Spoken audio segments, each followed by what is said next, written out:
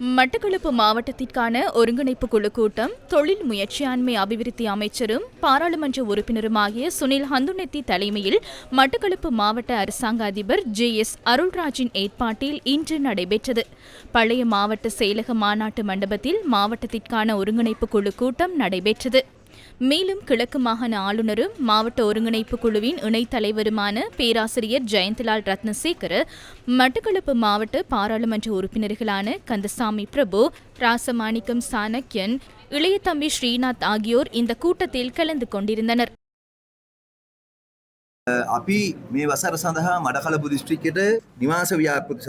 மட்டக்களப்பு மாவட்டத்திற்கு இந்த வருடத்தில் வீட்டுத் திட்டங்களுக்காக 700 லட்சம் ரூபாய் ஒதுக்கப்பட்டுள்ளது. 118 திட்டங்கள் தற்பொழுது நடைமுறையில் உள்ளது. 72 திட்டங்கள் முழுமையாக நிறைவு செய்யப்பட்டுள்ளது. இந்த வருடத்திற்காக மட்டக்களப்பு மாவட்டத்திற்கு 974 கோடி ரூபாய் நிதியை ஒதுக்கீடு செய்து செயற்பாடுகளை முன்னெடுத்து செல்கின்றோம். அதன் மூலம் 80% வெற்றியை நாங்கள் பெற்றுள்ளோம்.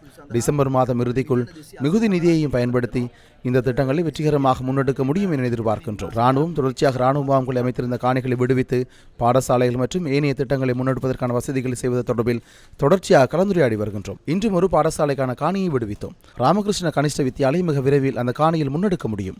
எதிர்காலத்தில் இவ்வாறான பல திட்டங்கள் முன்னெடுக்கப்பட உள்ளன.